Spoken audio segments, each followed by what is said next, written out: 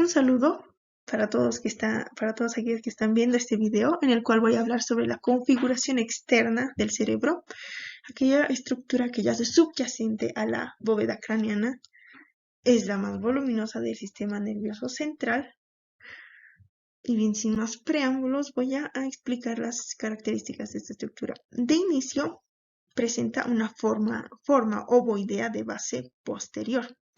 Va a presentar una longitud, un valor de 16 centímetros, un valor transversal de 14 centímetros y una altura de 12 centímetros. Y si nosotros ponemos a una balanza del cerebro, vamos a notar que tiene un valor de 1180 gramos. Esto varía, no depende del sexo. Incluso se tiende a adoptar un valor de 1000 gramos en el cerebro de la mujer. En su anatomía vamos a poder ver una depresión profunda hacia el centro que corresponde a la cisura longitudinal cerebral o cisura interhemisférica, que me va a dividir al cerebro en dos hemisferios simétricamente iguales. Ahora, para la descripción, en esta exposición lo vamos a estudiar por hemisferios, los cuales presentan tres caras. Una cara medial que es plana, una cara superolateral y una cara inferior. Acá podemos ver un hemisferio izquierdo, por ejemplo, explayando su cara superolateral, la cual es convexa en toda su extensión y nos deja ver, por ejemplo, el borde superior y el borde lateral del hemisferio. Va a presentar cisuras y surcos importantes. Cabe mencionar que cisura es un surco más profundo y me va a estar delimitando los lóbulos de los hemisferios propiamente. El primero es la cisura lateral, o también denominada cisura de Silvio, ¿no? Que se va a iniciar en la cara inferior a nivel de la sustancia perforada anterior. Va a presentar un pliegue y se va a proyectar a esta cara y va a ascender y va a terminar. Esta seguida también vamos a presentar la cisura central, la cual se va a iniciar en la cara medial y se va a prolongar hacia esta cara y va a descender hacia las inmediaciones de la cisura lateral. Gracias a estas, como ya mencioné, el hemisferio va a estar dividido en lóbulos. El más anterior es el lóbulo frontal, está seguido del lóbulo parietal e inferior, el lóbulo temporal. Y por una línea convencional vamos a tener al lóbulo occipital posteriormente. Los surcos que va a presentar el lóbulo frontal, por ejemplo, son el surco frontal superior, seguido del surco frontal inferior, cuyos extremos posteriores se van a bifurcar y se van a proyectar paralelamente a la cisura central y van a estar formando el surco precentral como tal. Hacia el lóbulo parietal voy a tener al surco intraparietal, el cual se va a plegar, ¿no? Y también se va a bifurcar. En la cisura o el surco que presenta estos pliegues va a corresponder al surco intraparietal como tal, y ya que se va a bifurcar, ascender, va a corresponder al surco postcentral. Hacia el lóbulo occipital voy a tener dos surcos, el surco occipital superior y inferior. Este va a tener el surco occipital inferior como tal. Y centrándonos en el lóbulo temporal, voy a tener dos surcos importantes. El primero es el surco temporal superior, o también denominado surco paralelo, seguido hacia abajo del surco temporal inferior. Bien, ahora veamos los giros que van a estar delimitando estas cisuras y estos surcos. En el lóbulo frontal, para empezar, vamos a tener al giro precentral, el cual es rico en neuronas piramidales. Más adelante de este vamos a tener al giro frontal superior, adyacente a este vamos a tener al giro frontal medial, y posterior o debajo de este vamos a tener al giro frontal inferior, que gracias a los pliegues de la cisura lateral va a estar dividido en tres porciones. La más delantera va a ser la porción orbitaria, va a estar seguida del trígono de la circunvolución frontal inferior, y más posteriormente va a estar la porción opercular de este giro. Ahora, los giros que se encuentran en el lóbulo parietal al inicio son el giro postcentral, el giro parietal superior y el giro parietal inferior, el cual está dividido en dos porciones. El giro supramarginal por un lado y el giro angular por el otro, también denominado pliegue curvo. Los giros del lóbulo temporal van a ser tres: el giro temporal superior, el giro temporal medio y el giro temporal inferior, o temporal 1 y 2 y 3 respectivamente. También en el lóbulo occipital, como ya habíamos mencionado, sus surcos va a estar dividido en 3 giros. De primera instancia tenemos el giro occipital superior, el giro occipital medio y el giro occipital inferior.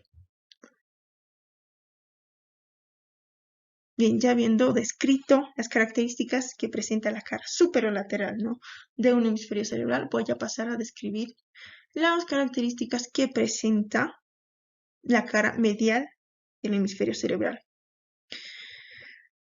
Para empezar, es plana en toda su extensión y gracias a ella podemos ver el borde inferior del hemisferio cerebral. Va a presentar cisuras y surcos muy importantes. El primero, tenemos al surco del cuerpo calloso, que está inmediatamente superior a esta estructura. La va a delimitar, de hecho, y tenemos más superior a este al surco del cíngulo. En la parte del lóbulo occipital vamos a tener al surco parieto occipital, más inferior a este vamos a tener a la cisura calcarina, que se va a continuar y se va a unir en un cierto punto con el surco parieto occipital, y ambos van a terminar en las inmediaciones del esplenio del cuerpo calloso. Van a formar como una Y en su trayecto.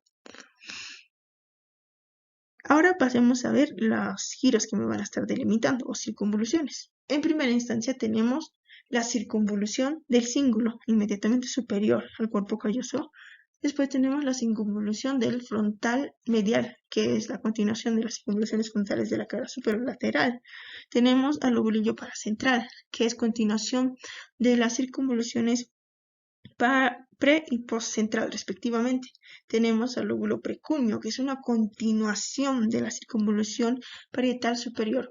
Y tenemos al lóbulo cuneiforme, cúneo o cuña simplemente, que tiene forma triangular. Bien, habiendo descrito ya las características que presenta la cara medial, voy a proceder a explicar las características que presenta la cara inferior. Bien, esta va a estar delimitada en 2 lóbulos, gracias al inicio de la cisura lateral, ¿no? El más anterior va a ser el lóbulo orbitario y más posterior va a ser el lóbulo occipitotemporal. Ambos van a tener sus propios surcos. Empezando por el lóbulo orbitario, va a presentar el surco olfatorio o medial, que es paralelo a la delimitación del hemisferio. Más lateral a este van a estar los surcos, ¿no?, orbitarios, que en un modelo tipo, por ejemplo, tienen la forma de una H. En el lóbulo occipitotemporal voy a tener al surco medial o colateral, y más exterior a este voy a tener al surco temporoccipital lateral. Ahora voy a pasar a describir las circunvoluciones que van a estar delimitando estos surcos. Hacia la parte anterior voy a tener primero la circunvolución recta. Lateral a este voy a tener a la circunvolución orbitaria, y en el lóbulo occipitotemporal voy a tener a la circunvolución occipitotemporal lateral. También voy a tener la circunvolución del hipocampo o parahipocampal, que corresponde a la más anterior y me va a formar el uncus. Y inferior a este voy a tener al lóbulo lingual. En la imagen de al lado podemos ver cómo la circunvolución del hipocampo, por ejemplo, se va a continuar con la circunvolución del cíngulo por medio del istmo, ¿no? Ambos me van a constituir lo que es el lóbulo límbico, que tiene funciones bastante importantes. Ahora voy a pasar a describir al lóbulo de la ínsula. Bien, como podemos ver en la imagen, este lóbulo yace interior a la corteza cerebral, ¿no? De hecho, para observarla tenemos que remover parte del lóbulo temporal y del lóbulo frontal. Podemos ver en su anatomía que presenta una forma particular. Hacia arriba podemos ver al surco insular superior y abajo al surco insular inferior.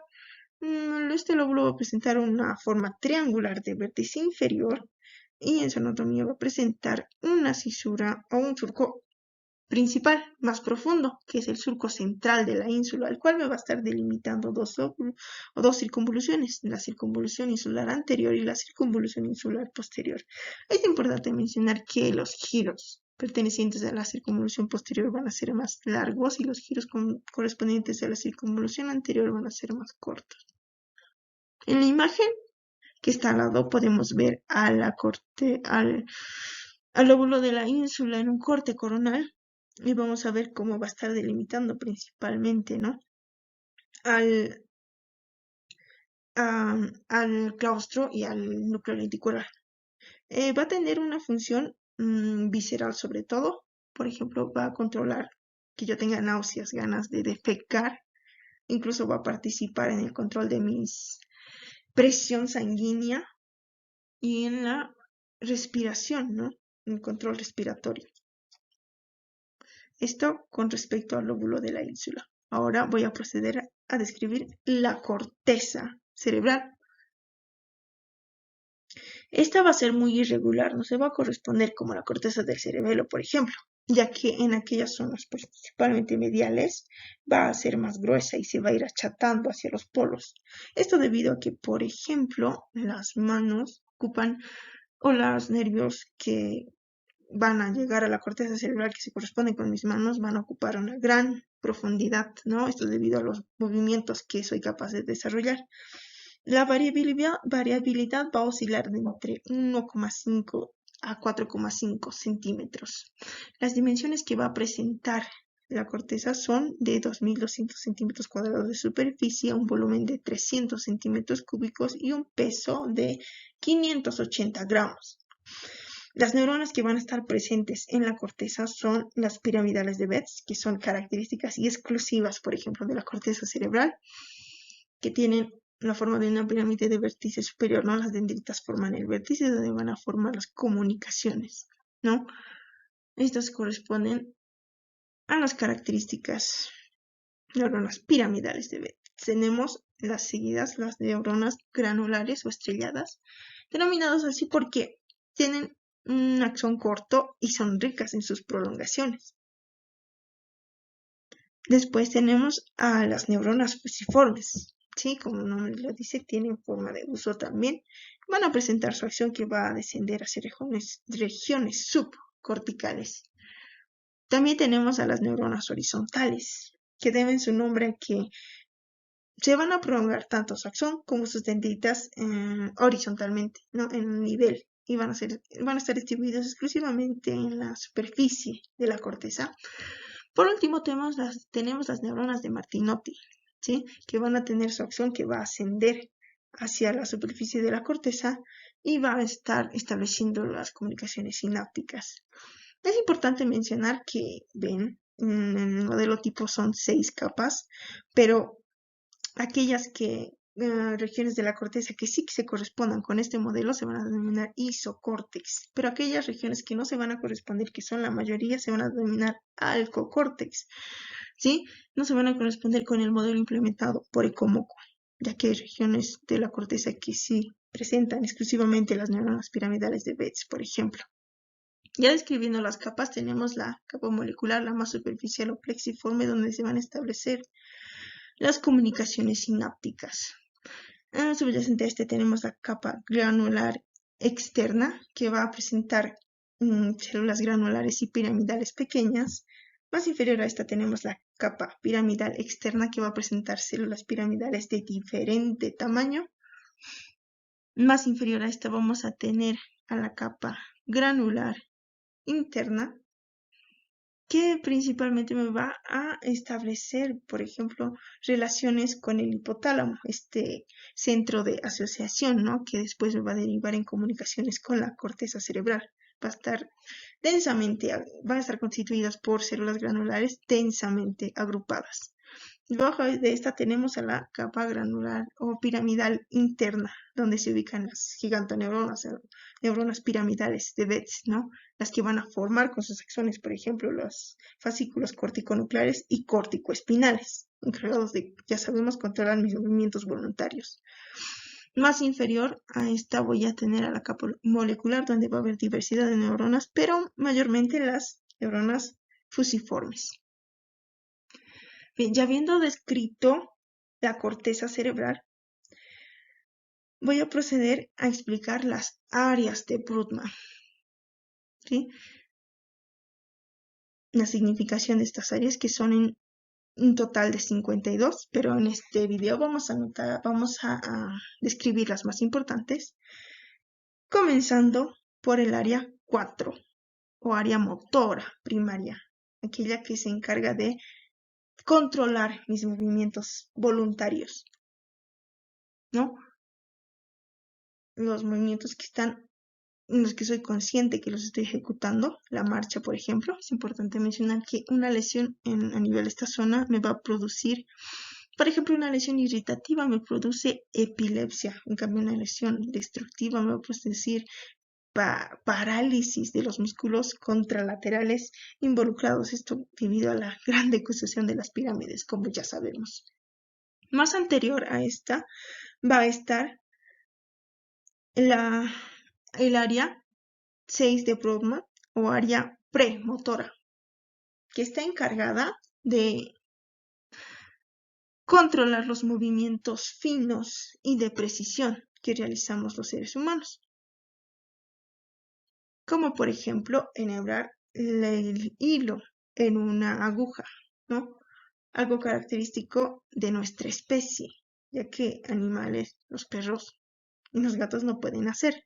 Es porque tenemos esta área que nos ayuda y contribuye a realizar esas funciones.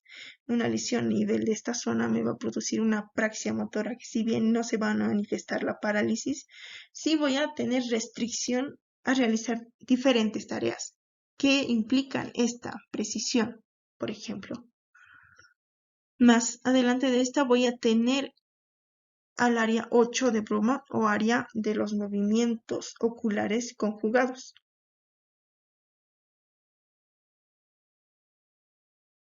O de los movimientos oculares conjugados, gracias a la cual yo voy a poder dirigir mis pupilas, ¿no? Voy a tener la capacidad de moverlas. Una estimulación a nivel de esta zona hace que yo parcialice mi mirada hacia el lado contralateral del hemisferio al que estoy estimulando, ¿no? A la zona del hemisferio que estoy estimulando, pero una lesión hace que yo parcialice mi mirada hacia el extremo donde está el lóbulo, ¿no? Que haya lastimado. Esto es un importante método que utilizan los médicos para darse cuenta en qué lóbulo ha sido el afectado, ¿no? ¿Qué hemisferio ha sido el afectado? Ya, más anterior a esta voy a tener el área prefrontal, que corresponde a las áreas 9, 10, 11 y 12 de Brodmann, que están encargados de controlar mis respuestas emocionales, ¿no? Principalmente mi carácter, mi humor y mi personalidad. Sabemos que una lesión a nivel de esta zona me va a producir, por ejemplo, que la persona se torne apática, que pierda el interés de iniciar los movimientos. Va a tener trastornos mentales, incluso puede presentar depresión, gracias a que esta zona ha salido afectada. Bien, continuando con la descripción de las áreas de Brodmann, tenemos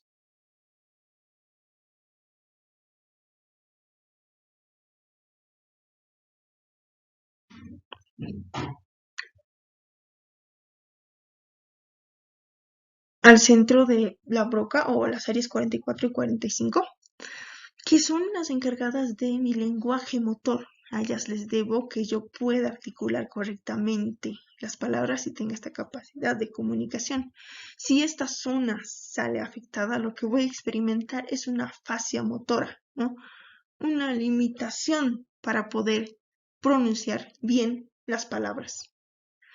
Continuando con la descripción, más a nivel de la circunvolución frontal medial, a nivel de su extremo posterior o pie, voy a tener a la zona de la escritura o zona de Exner, gracias a la cual, como su nombre le indica, yo voy a tener la capacidad de escribir. Esta es importante mencionar que está más desarrollada en el lóbulo en el hemisferio izquierdo, y una lesión a nivel de esta zona me va a derivar en que yo tenga complicaciones, ¿no? O que presente la grafia. Es decir, que yo no voy a poder escribir aunque ya haya aprendido a hacerlo. Bien, en la parte inferior de la circunvolución central voy a tener al centro gustativo o área 43 de Brodmann, gracias a la cual yo voy a poder sentir los sabores de los alimentos. Bien, hacia el lóbulo temporal, principalmente en la porción posterior superior de la circunvolución temporal superior, voy a tener al área 41 o área perceptiva auditiva, gracias a la cual, como su nombre lo dice, yo voy a poder escuchar, ¿no? Voy a poder recibir los estímulos auditivos de mi entorno. Periférica a esta voy a tener el área 42 de Brodmann, que es como un complemento o área psicoauditiva, gracias a la cual yo voy a poder identificar la naturaleza, ¿no? del sonido, poder discriminarlo, poder identificar y diferenciarlo de los distintos sonidos que existen, ¿no? Voy a tener la capacidad de hacerlo gracias a esta área 42. Es importante mencionar que una lesión a nivel unilateral me va a producir que yo pierda la agudeza auditiva, ¿no? Que no escuche los sonidos con extrema nitidez. Pero una lesión bilateral es así que me va a producir una sordera total. Después, adyacentes a esta inferior, tenemos a las áreas 22, 21 y 20 de Brodmann, que se corresponden con la temporal superior, media e inferior, que tienen participación auditiva sobre todo. Posterior hacia el lóbulo occipital tenemos al más externo, el área 17 o área visual primaria, donde se terminan de formar las imágenes, ¿no? Y voy a tener sus modificaciones o sus asociaciones, que son la área paraestriada, que son periféricas, o área 18 de Brodmann, que es a la cual yo voy a poder fijar las imágenes, ¿no? Voy a poder enfocar como tal lo que quiera o lo que me interese ver. Superior a esta también tenemos la área paraestriada o área 19 de Brodmann, que está encargada de identificar la forma, la naturaleza que tienen los objetos que yo esté observando. Superior a esta y hacia el lóbulo parietal voy a tener el centro de Broca o área 39 y 40 de Brodmann, ¿no? Va a abarcar las circunvoluciones supramarginal, pliegue curvo y temporal superior. Están relacionadas con la recepción del lenguaje, ¿no? Con el lenguaje receptivo, como se manifiesta, ¿no? Una lesión a nivel de esta zona me va a derivar una afasia receptiva, que se caracteriza porque yo me voy a limitar a entender la palabra hablada. Hacia el lóbulo parietal superior también vamos a tener al correspondiente a la circunvolución postcentral del centro de la sensibilidad. Corresponde a las áreas 3, 1 y 2 de Brodmann, que es un área general o sensitiva general por excelencia, porque le llegan las aferencias tanto de los fascículos espinotalámicos anterior y lateral y del lemnisco medial, ¿no? Por tanto, yo voy a tener la capacidad de sentir la sensibilidad termoalgésica, epicrítica y discriminativa. De ahí su nombre que sea del área de sensibilidad general. Ahora, subyacente a esta tenemos la áreas 5 y 7 de Brodmann, que son de asociación receptiva, ¿no? Que están encargadas de identificar las cualidades de las sensaciones. Bien, eso sería todo. Muchas gracias por su atención.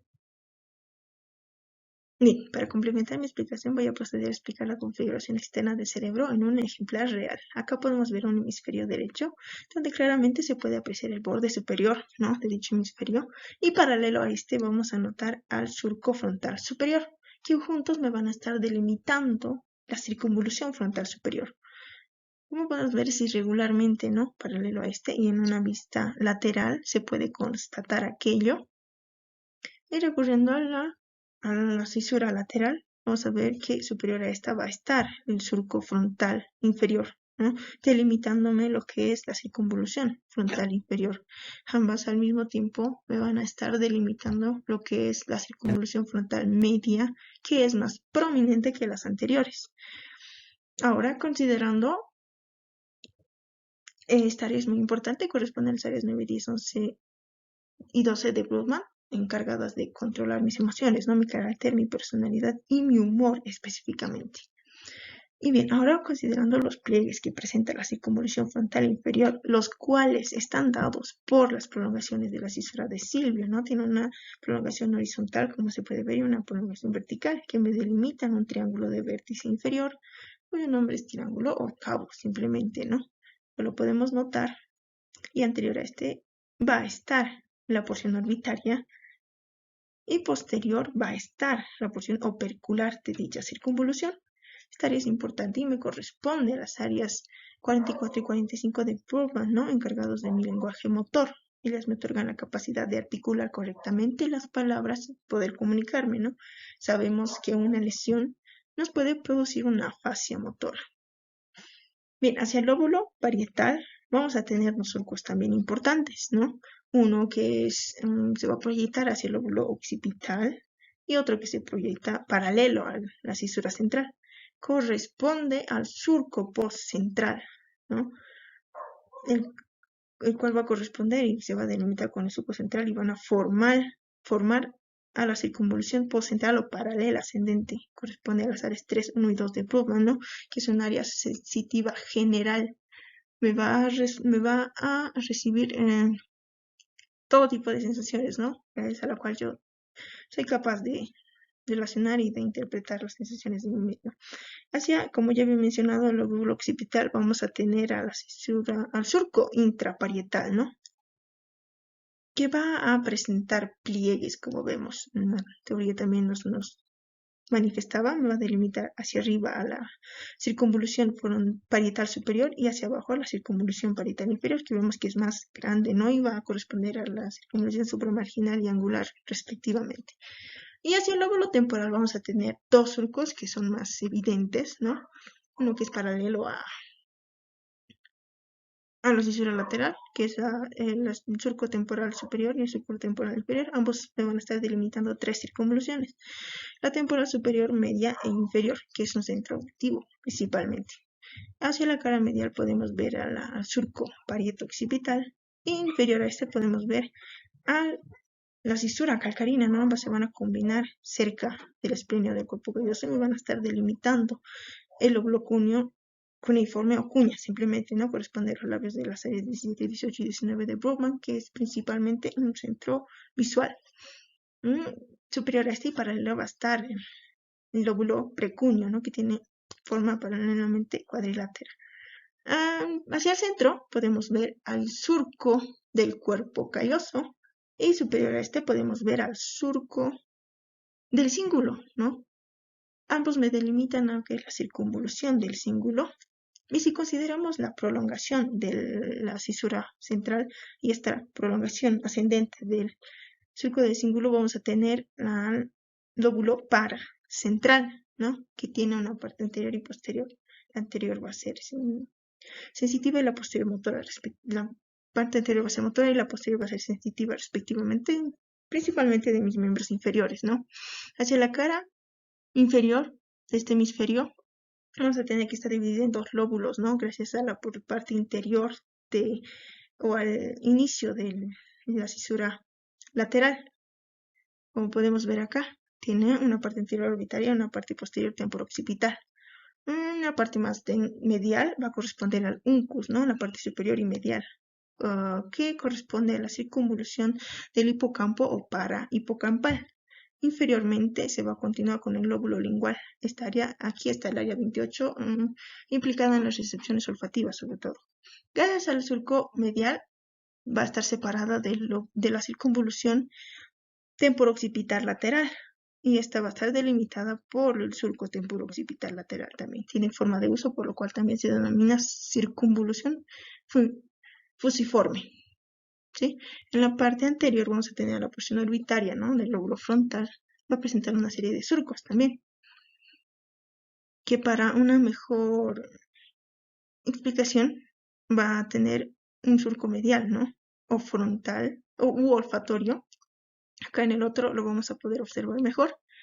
No paralelo a la línea media, vamos a tener el surco olfatorio, que va a estar delimitando la circunvolución recta Lateral a esta va a estar la circunvolución orbitaria, que va a presentar una serie de surcos. En esta cara podemos observar los polos, ¿no? Frontal, occipital y temporal respectivamente. Un área importante que debemos mencionar es el área de Wernicke o centro de Wernicke, ¿no? Que corresponde a las áreas 39 y 40 de Brodmann. Van a abarcar las circunvoluciones supramarginal, la circunvolución angular y parte de la circunvolución temporal superior, ¿no? Es un área receptiva del lenguaje, ¿no? Es a la cual yo puedo entender el significado y soy capaz de comunicarme. Sabemos que una lesión de esta me deriva en una fascia receptiva. Ahora voy a pasar a describir el lóbulo de la ínsula. Bien, para estudiar este lóbulo debemos de tomar en cuenta los opérculos, ¿no? En verde, por ejemplo, está el opérculo de la circunvolución frontal inferior, en rojo el opérculo de la circunvolución frontal ascendente y en blanco el opérculo de la circunvolución parietal ascendente, y nos guiamos también de la cisura central, ¿no? También debemos de tomar en cuenta los opérculos del lóbulo temporal, los que se van a manifestar gracias a la circunvolución transversal o de Hitch, ¿no? Aquellas que se van a proyectar hacia el interior del cerebro y se van a comunicar con lo que es el lóbulo de la ínsula. Acá podemos ver que tenemos que retirar un poco lo que es el lóbulo temporal para poder apreciar este lóbulo y podemos constatar que sí se comunican, ¿no? Ahí en la imagen, en el video podemos verlo claramente. En el interior está el lóbulo de la ínsula. Inferiormente, ¿no? Podemos ver que se va a comunicar con un tracto olfatorio, ¿no? Específicamente con el trígono de este tracto, ¿no? Vamos a poder ver sus estrías.